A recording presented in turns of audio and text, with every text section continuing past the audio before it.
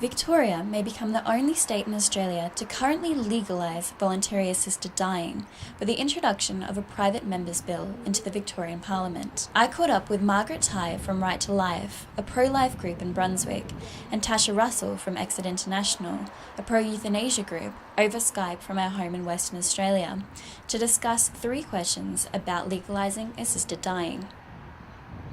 Will these proposed laws lead to elderly people being pressured into euthanasia? People can put subtle pressure on others, and so that the sick person thinks, I think I've got a duty to get out of the way. I'm just calling to see if you've thought again about your position on the euthanasia bill or the assisted suicide. And often it's a feeling of worthlessness, or I'm a burden to my family, or I feel lonely. They start saying things, yes, it's going to be pretty hard, it's not going to be very pleasant dying this way.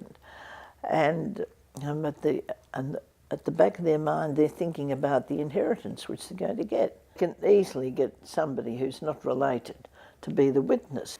Vulnerableness of the elderly, that's one I hear a lot, which obviously there are some elderly people out there who probably are vulnerable, but when I hear that, I often have a little bit of a smirk on my face, because I spend a lot of time with elderly people and they are such strong people. They are resolute in their beliefs. They completely value their independence and they don't ever want to lose it. There's, we sort of discount how strong some of our elderly people are. The proposed law states patients must have no more than 12 months to live.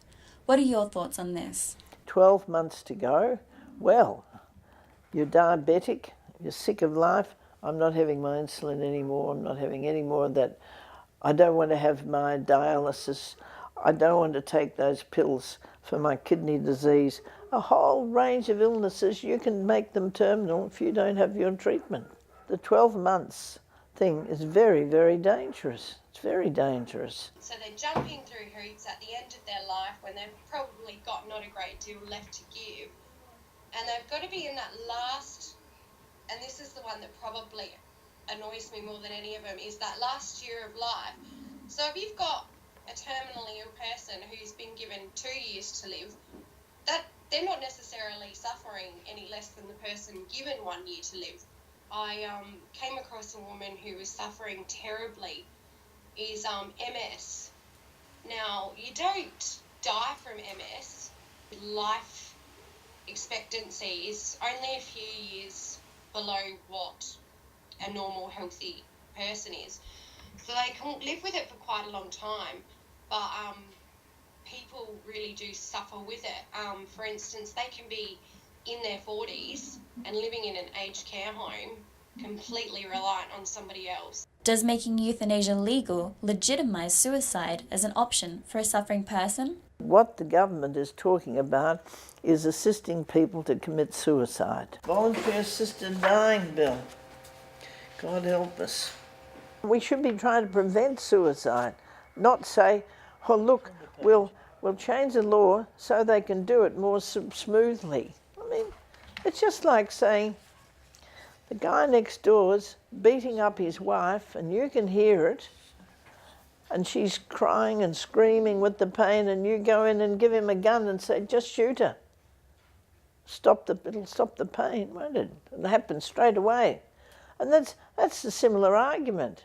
I'm yet to see anybody who thought that was just a quick decision with no consideration whatsoever.